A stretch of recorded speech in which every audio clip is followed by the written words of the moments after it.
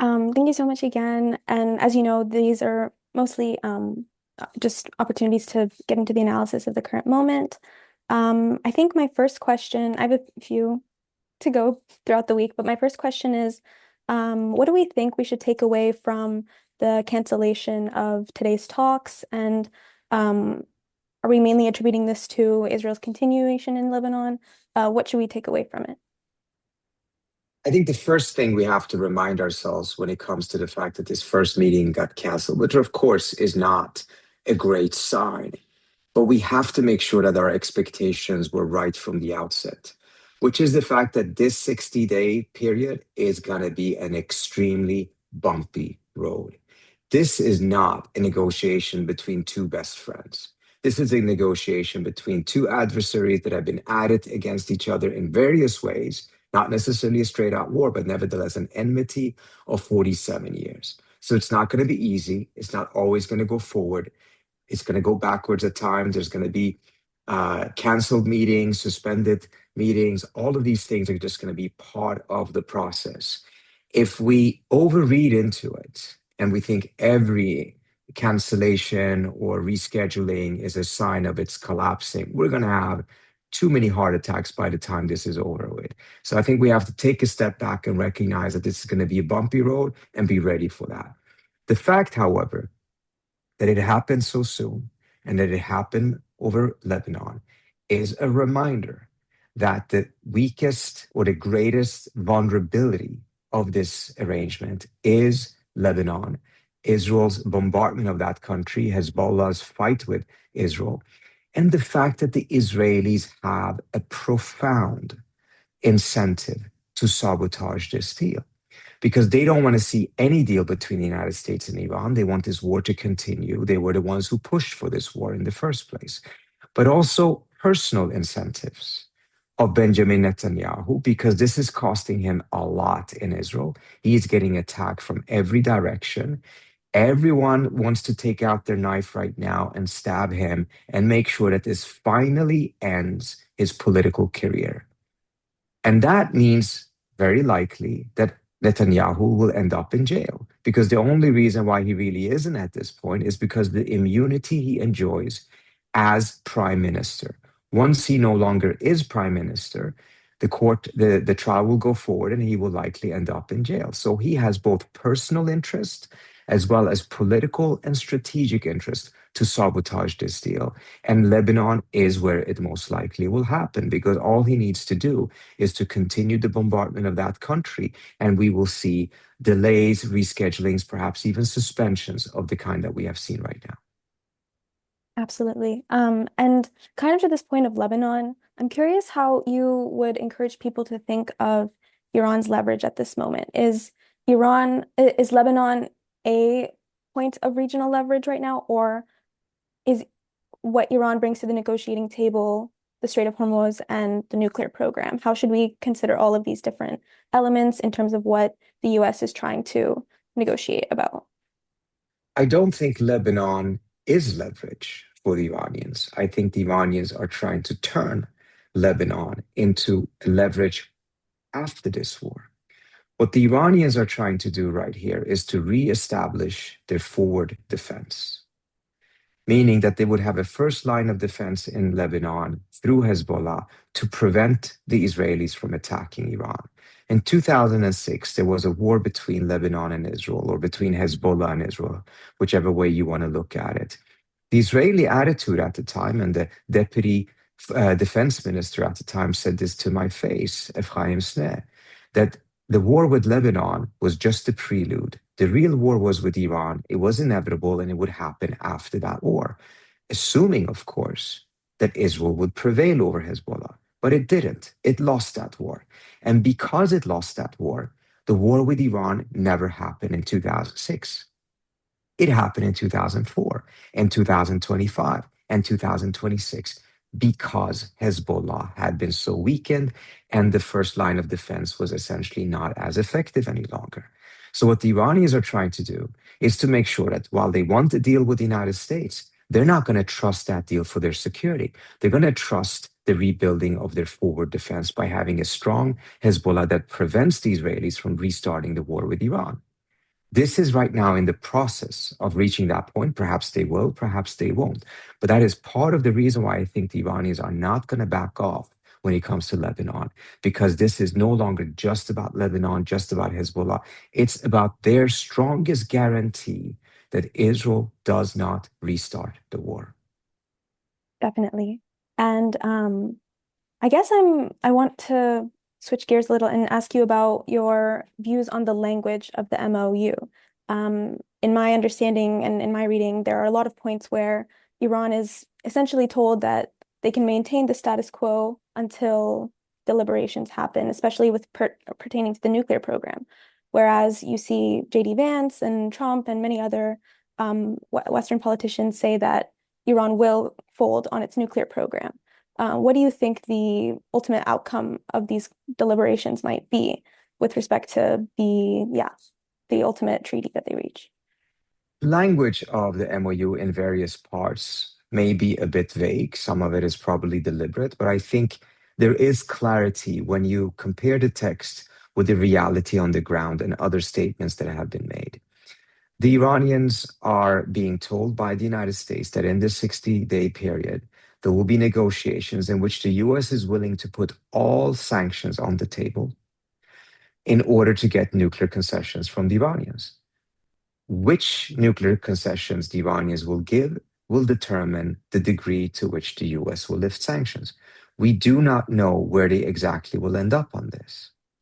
And as a result, it's very difficult to prejudge whether this was a good deal or a bad deal because the final outcome is not yet to be achieved. But it is a very strong message from the US side to put all the sanctions on the table. Of course, the Iranians have insisted on this because the sanctions were ostensibly supposed to be leverage. They were supposed to be traded away at the negotiating table at some point and get nuclear concessions from the Iranians in return for the lifting of sanctions. There is an impetus, a line of thinking in Washington that is against the lifting of sanctions. And that betrays what the actual intent of those sanctions were from the standpoint of some of the people that push for them. They were not supposed to be traded away from their perspective. They were supposed to be permanent punishment that would weaken the country in the long run and pave the way for a war with Iran. It's kind of like going to Las Vegas and winning at the blackjack table, but then refusing to cash in the chips because you rather have the chips than have the actual money. Who does that? So obviously, there has to be some sanctions relief in order to get nuclear concessions. And much of the critique against the sanctions relief is bad faith because this is essentially a desire to actually prolong this war and never have a resolution on this issue, short of the complete defeat and capitulation of Iran. And just a couple of months ago, that was the position of Trump himself. He talked about capitulation. He talked about total surrender. He tried to achieve it and he failed. And now he has enough realism to understand those objectives are unachievable. They will just lead to a very bad war. And as a result, he's now going to the table and he's pointing to these sanctions and saying, I'm willing to trade them in, but I want real concessions from you. Again, what the final outcome is, we'll have to see. Definitely. And kind of segueing to the article that I know you shared recently, what do you think the lesson is of this moment of perhaps giving Trump a bit of credit for acknowledging where endless wars go, and what lessons can the Democratic Party learn? What should we understand from this clear-sighted move towards negotiations and diplomacy? There's so many lessons to be learned from this. One is obviously don't start wars. Particularly, don't underestimate your adversary, thinking that you're going to get a victory within 4 days, that total capitulation is in the cards. It ended up becoming an absolute disastrous war. But there is something that nevertheless has to also be said about Trump's willingness to end the war. The pattern that we have seen in the United States is that when bad wars occur, when they start wars of choice that turn into bad wars, instead of accepting the political cost of ending that war with a result that is not particularly attractive, the incentive for most politicians and presidents is to simply continue a losing war and hope that the next president will deal with the headache of having to make a decision whether to pay the political cost of ending it or actually continuing something that makes no sense any longer. And most presidents have simply kicked the can down the road, given this debacle to the next president. And then that president has done the same to the next. That's how endless wars are born, because the political incentive for actually ending a war is weaker than the political incentive of just continuing a completely hopeless war. Trump here has now twice proven himself to be different, actually three times, I would say. He's the one who negotiated the Doha agreement with the Taliban, trying to get out of Afghanistan. He didn't end up implementing it because Biden won the elections. But had Biden been president from the outset, he would most likely never have negotiated the Doha agreement and would have chosen to just continue that war. But now his hands were tied, and he had to do it. And he did pay a political cost for it because it wasn't a great outcome. But why would you think that a 20-year-old war that had failed would have a great outcome? It's the nature of that failed war that it obviously would have a bad outcome at the end of the day, most likely. But Trump also did this after first foolishly having started the war with the Houthis and then realizing that that didn't work after 8 or 9 weeks. He ended it, just went back to the previous status quo, accepted an offer that the Houthis had put on the table even before the war, and has never spoken about it again.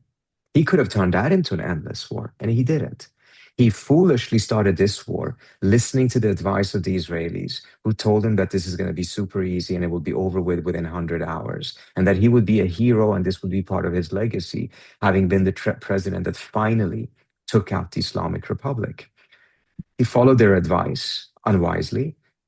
The war ended up becoming a debacle, but now he's ending it. He's ending it, and he is challenging the very pillars of the Israeli narrative against Iran as well publicly.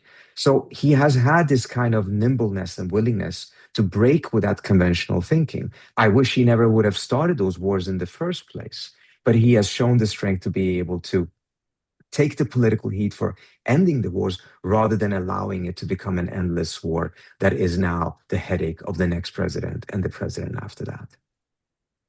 Definitely. And where do you think the US, if you could sum it up as concisely as possibly, but obviously, like as much as needed to be said, where do you think the language that the US, that the Trump and JD Vance have used to kind of minimize Israel in this moment, where does that leave US and Israeli relations?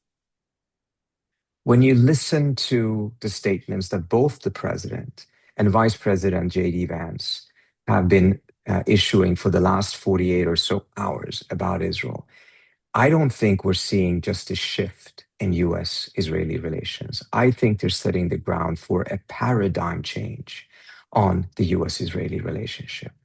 Take first how Trump suddenly has started to talk about Iran. He said that the Iranians are rational. He even said that they're pleasant to deal with. And he said that they're caring about their country and their people. It may sound as some sort of off the cuff type of a statement that would come from the president, but when you look at it more carefully, you will see that this was a very calculated effort to destroy the three pillars of Israel's narrative about Iran in Washington, D.C. The first pillar is to say that the Iranians are irrational. The second is to say that they're ideological and as a result will pursue completely unachievable objectives and will not be susceptible to reason. And the last one is to say that they are suicidal, that they have a desire to kill themselves. If they are ideological and irrational, it means that diplomacy will not work. It also means that military deterrence does not work. You add that they are suicidal to the mix, then it means that the United States has no option but to go for preventive war, meaning the Iranians are going to attack you, so you're much better off attacking them first. This is a narrative that is completely false, but it is designed to corner the United States into having no choice but to go into a war of choice with the Iranians. By saying that they are rational, by saying that they are pleasant to deal with and that they're caring about their people, he's essentially saying that all of those pillars that the Israelis put forward are false. So he's destroying that narrative. It will take some time, of course, for it to be destroyed. One or two statements is not enough. Then you have J.D. Vance's statements. He is saying that Israel cannot kill its way out of every conflict. He is pointing out that without the United States, Israel would not be able to defend itself. Trump is saying that Israel wouldn't even exist without the United States. It's a reminder that it is the United States that is the superpower in this relationship. And just because previous American presidents didn't have the backbone to use America's leverage on Israel to force the Israelis not to violate American red lines, not to undermine American interests, it does not mean that this administration lacks that backbone. This is very different. Let's remind ourselves of how the Biden administration essentially said that the only way to have leverage with Israel is to give the Israelis everything they want. And then Biden, of course, never used that leverage, supposed leverage, anyways. And we saw how the Israelis were blowing through every Biden red line in Gaza and paid absolutely zero price for it.